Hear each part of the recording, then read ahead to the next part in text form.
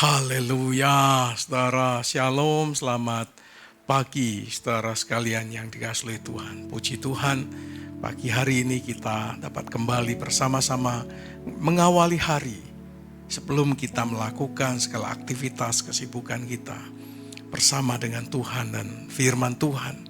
Saya berdoa kiranya firman yang kita renungkan setiap pagi ini menjadi makanan yang mengenyangkan roh kita, memberi makan manusia rohani kita, sehingga roh kita semakin kuat dan daging kita semakin lemah.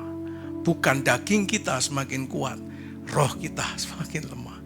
Biarlah roh kita semakin kuat dan daging kita semakin lemah. Saudara, kalau kemarin kita belajar mundur sedikit dari Keluaran pasal 31 ayat 18, sekarang kita lanjutkan kembali di Keluaran pasal 32, kita sudah membahas tentang anak lembu emas, ya, tuangan yang dibuat oleh Harun. Sekarang kita akan lihat bagian yang kedua dari perikop ini tentang anak lembu emas, tentang apa yang dilakukan oleh mereka dan bagaimana respon Tuhan terhadap apa yang mereka lakukan. Nanti setelah dia akan bantu kita membaca ayat 7 sampai ayat yang ke-14 aja. Ada 7 ayat, saudara, ya, untuk kita baca, kita renungkan bersama-sama. Sebelumnya mari kita berdoa. Tuhan, kami mengucap syukur untuk pagi hari ini. Berbicaralah kepada kami melalui firman-Mu, dan kiranya firman-Mu menyingkapkan kepada kami pengertian-pengertian baru untuk kami hidupi, untuk kami nikmati. Berbicaralah kepada kami di dalam nama Tuhan Yesus Kristus. Amin. Silakan adik. Keluaran 32 ayat 7 sampai 14. Keluaran 32 ayat 7 sampai 14.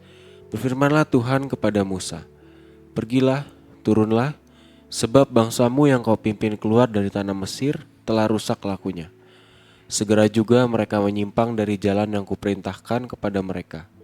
Mereka telah membuat anak lembu tuangan, dan kepadanya mereka sujud menyembah dan mempersembahkan korban sambil berkata, 'Hai Israel, inilah Allahmu yang telah menuntun engkau keluar dari tanah Mesir.' Lagi firman Tuhan kepada Musa, 'Telah kulihat bangsa ini, dan sesungguhnya mereka adalah suatu bangsa yang tegar tengkuk. Oleh sebab itu, biarkanlah aku, supaya murkaku bangkit terhadap mereka, dan aku akan membinasakan mereka. Tetapi engkau akan kubuat menjadi bangsa yang besar.' Lalu Musa mencoba melunakkan hati Tuhan, Allahnya, dengan berkata, 'Mengapakah Tuhan, murkamu bangkit terhadap umatmu, yang telah kau bawa keluar dari tanah Mesir dengan kekuatan yang besar dan dengan tangan yang kuat? Mengapakah orang Mesir akan berkata, dia membawa mereka keluar dengan maksud menimpakan malapetaka kepada mereka dan membunuh mereka di gunung dan membinasakannya dari murka bumi? Berbaliklah dari murkamu yang menyala-nyala itu dan menyesallah karena malapetaka yang hendak kau datangkan kepada umatmu. Ingatlah kepada Abraham, Ishak dan Israel, hamba-hambamu itu, sebab kepada mereka engkau telah bersumpah demi dirimu sendiri dengan berfirman kepada mereka, aku akan membuat keturunanmu sebanyak bintang di langit, dan seluruh negeri yang telah kujanjikan ini akan kuberikan kepada keturunanmu, supaya dimilikinya untuk selama-lamanya. Dan menyesallah Tuhan karena malapetaka yang dirancangkannya atas umatnya."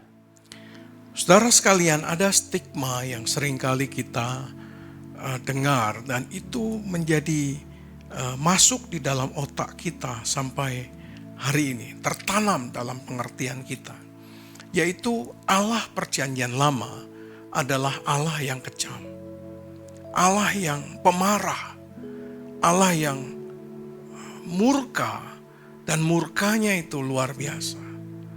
Dikontraskan dengan Allah Perjanjian Baru.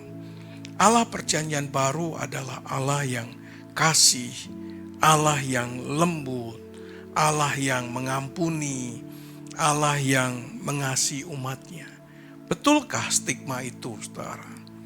Stigma itu dibangun oleh banyak teolog sehingga mempengaruhi teolog-teolog atau para hamba-hamba Tuhan yang sekolah teologi sampai hari ini. Tapi melalui perikop yang tadi dibaca oleh Saudara Adi, stigma itu sebetulnya tidak benar.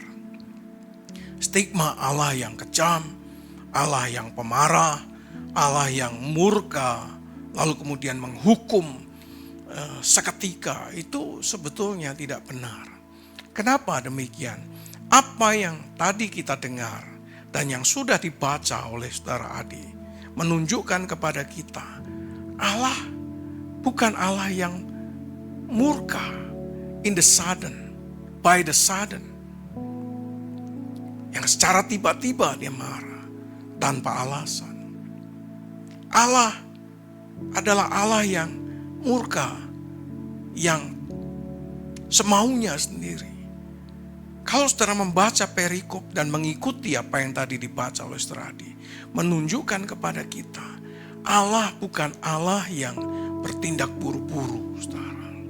Sekalipun dia marah, sekalipun dia murka terhadap umatnya, ada begitu banyak testimoni, ada begitu banyak kesaksian Alkitab di Perjanjian Lama yang menunjukkan kepada kita, Allah bukan Allah yang murka, satu, tanpa alasan.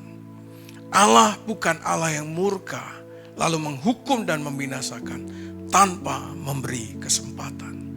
Kalau saudara perhatikan, kita trace ya, dari Kejadian pasal 6 dan seterusnya, mulai dari pasal 5. Ada Nuh di sana. Saudara, Alkitab mengatakan kepada kita, ketika Allah hendak membinasakan umat manusia, ciptaannya sendiri itu membutuhkan kurun waktu 120 tahun, saudara. Dan selama 120 tahun, Tuhan memberi kesempatan manusia untuk bertobat. Tuhan memberi kesempatan manusia untuk merendahkan diri, berbalik dari jalan-jalan yang jahat. 120 tahun lamanya Nuh membuat bahtera, sebuah waktu yang cukup panjang sekali. Itu berarti sepanjang usia hari ini. Hari ini kemarin saya berfoto dengan satu oma, usianya 98 tahun. Masih ikut acara tribute to founding fathers, saudara. Wow, keren, saudara. Ada satu oma lagi di Jakarta, umurnya juga sama, 98 tahun. 2 tahun lagi umur 100 tahun. Wow, ini anugerah, saudara. 120 tahun Tuhan memberi kesempatan kepada bangsa Israel, kepada manusia pada masa itu. Apa artinya? Artinya adalah Allah bukan Allah yang sekonyong-konyong marah, murka, lalu membinasakan umat manusia. Kalau saudara perhatikan Sodom dan Gomora, kita menganggap, wih, gambaran Allah yang murka, Allah yang marah kepada dunia. Tidak loh, saudara. Keluh kesah itu sudah sampai kepada Allah. Lalu kemudian Allah melihat, mengamat-amati kota itu. Lalu kemudian menyampaikan maksudnya kepada Abraham. Lalu bernegosiasilah Abraham dengan Tuhan. Tuhan, janganlah hukum mereka. Karena tidak ada orang benar di dalamnya. Abraham berkata, coba kalau ada sekian orang. Ya, kalau ada sekian orang, kota ini tidak aku binasakan. Sampai 10 orang, saudara. Dan tidak ada orang benar. Menunjukkan kepada kita bahwa Allah itu Allah yang sabar. Allah bukanlah Allah yang pemarah. Allah bukanlah Allah yang emosional seperti yang kita dengar, yang kita bayangkan. Allah Perjanjian Lama adalah Allah yang kejam. Wow, stigma itu keliru. Mereka yang ngomong begitu tidak baca Alkitab. dengan detail. Hanya dengar dari kata orang, hanya baca dari buku-buku, tapi tidak pernah membaca Alkitab dengan baik. Sabar Tuhan itu. Sodom mau dihancurkan, tapi dia bisa tahan umatnya. Saudara, demikian juga dengan kasus yang kita baca. Saudara, ketika Allah bicara selama 40 hari 40 malam, mereka di ayat 1 mengatakan, Musa ini sudah mengundur-undur waktu. Sudah berlama-lama dia tidak datang-datang, berhari-hari dia tidak turun. Apakah ketika mereka sedang membuat patung tuangan anak lembu emas, Tuhan tidak tahu? Tahu, saudara. Apakah ketika mereka mulai sujud menyembah patung buatan tangan mereka sendiri, Allah tidak tahu? Tahu. Buktinya mana? Buktinya dialah yang menceritakan itu kepada Musa. Turunlah. Setelah dia memberikan 2 loh batu. Turunlah, katanya. Bangsa yang kau pimpin keluar itu telah membuat lembu emas tuangan. Dan bahkan mereka mengatakan, inilah Allah yang memimpin mereka keluar dari tanah Mesir. Detail Allah menceritakan percakapan mereka di bawah kaki gunung. Dan Allah dengar yang tidak didengar oleh Musa. Allah tahu apa yang tidak diketahui oleh Musa. Tapi pada saat yang sama, Allah tidak buru-buru murka. Allah tidak buru-buru membinasakan mereka. Tapi menyatakan maksudnya itu kepada Musa. Dan Allah ingin kembali seperti pada zaman Nuh, membangun satu bangsa lagi yang baru, yang takut akan Tuhan sebagai bangsa pilihan. Demikian juga Tuhan berkata, biarlah mulai dari kamu lagi, mulai dari Musa dan keluarganya, akan menjadi satu bangsa yang besar, seperti yang Tuhan rencanakan. Tuhan menyampaikan maksudnya. Ini menunjukkan Allah yang tidak buru-buru bertindak. Allah yang sabar dengan keadaan umatnya yang seringkali menyakiti hatinya, yang seringkali mendukakan hatinya. Tapi dia tidak buru-buru menurunkan tangan menghukum umatnya. Musa berkata, bagaimana kata Mesir terhadap engkau? Engkau yang mengeluarkan mereka. Engkau juga yang membinasakan mereka. Apa kata dunia kira-kira? Engkau Allah Abraham, Ishak dan Yakub. Allah yang berjanji memberikan keturunan Abraham, Ishak dan Yakub sebanyak bintang di langit. Tapi sekarang mereka akan kau binasakan. Wow. Nanti di pasal 33 kita akan lihat negosiasi yang lebih dalam antara Allah dengan Musa. Yang menunjukkan kepada kita Allah pencipta langit dan bumi yang kita kenal sebagai Allah Abraham, Ishak dan Yakub. Yang kita kenal hari ini di dalam nama Tuhan Yesus Kristus. Allah yang sabar, saudara. Allah yang panjang sabar.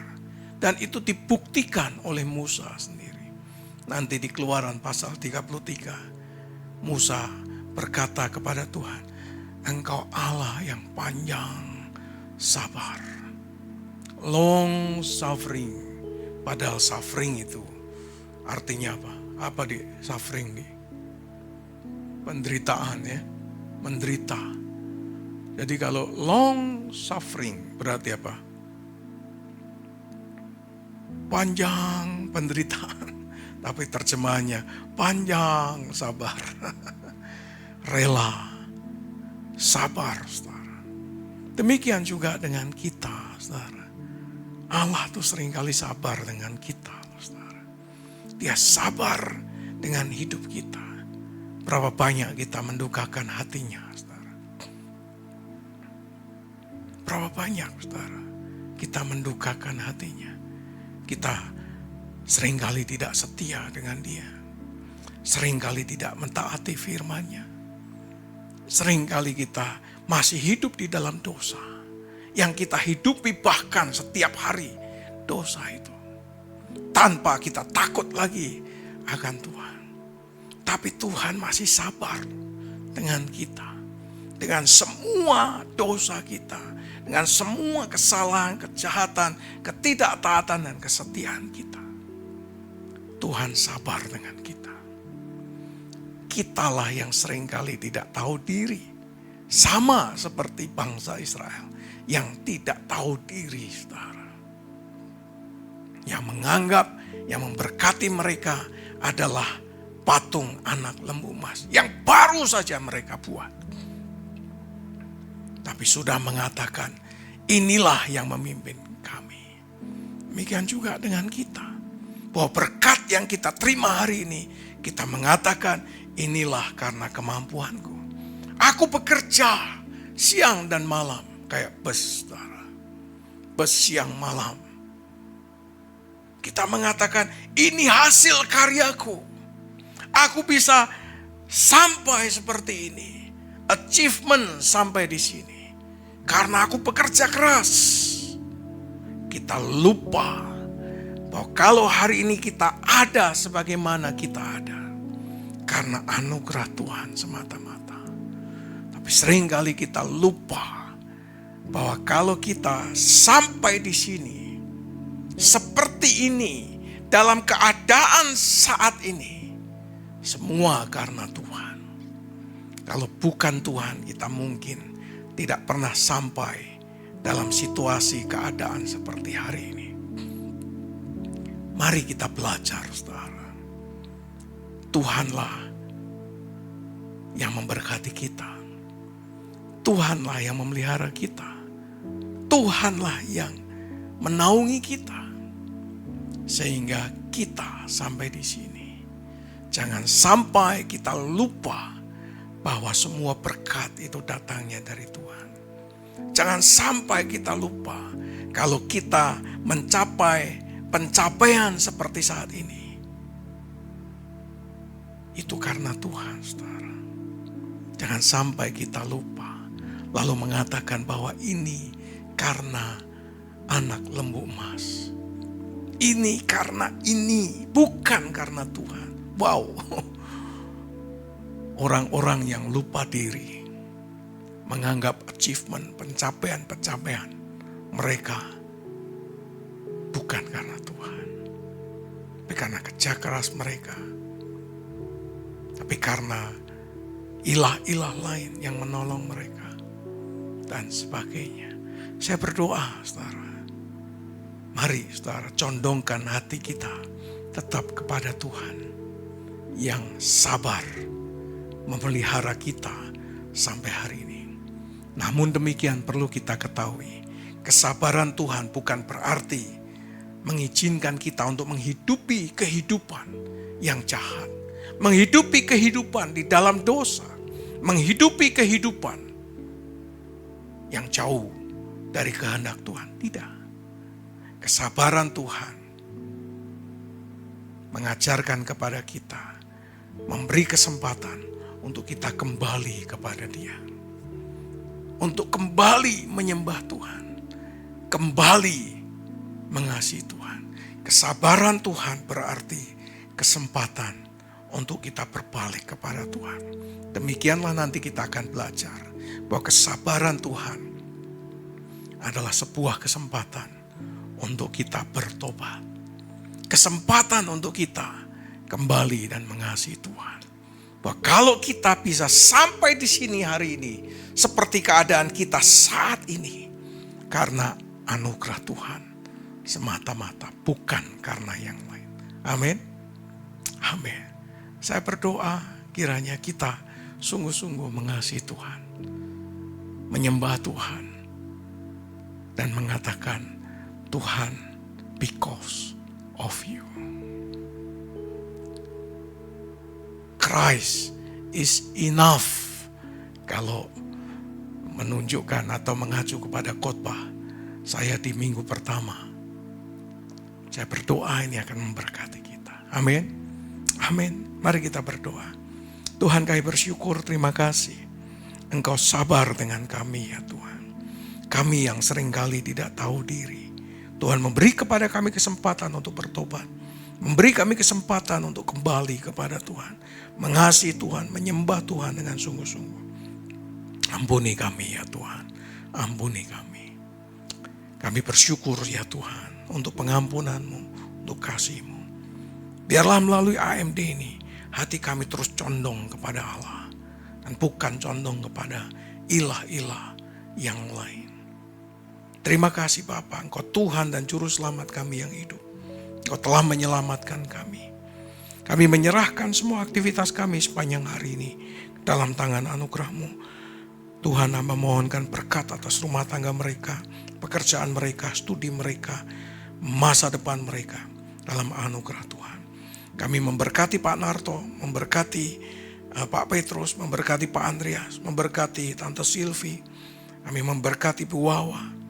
Ya Tuhan, anugerah Tuhan beserta dengan mereka. Kiranya berkat yang terbaik dalam tubuh mereka dianugerahkan Tuhan. Terima kasih Bapa. Kami bersyukur di dalam nama Tuhan Yesus. Kiranya damai sejahtera dari Allah Bapa, cinta kasih sayang daripada Tuhan Yesus Kristus, persekutuan pertolongan pimpinan dan kuasa Roh Kudus menyertai saudara sekalian dari sekarang sampai selama-lamanya. Di dalam nama Tuhan Yesus. Amin. Puji Tuhan saudara. Saya berdoa firman ini mengingatkan kita. Kesabaran Tuhan bukan berarti membuat kita terus berkajang dalam kejahatan, dalam dosa, jauh dari kehendak Tuhan. Kesempatan yang Tuhan berikan, kesabaran Tuhan berarti adalah kesempatan untuk kita kembali kepada Tuhan. Amin. Amin. Selamat menikmati hari ini. Selamat bekerja. You are blessed.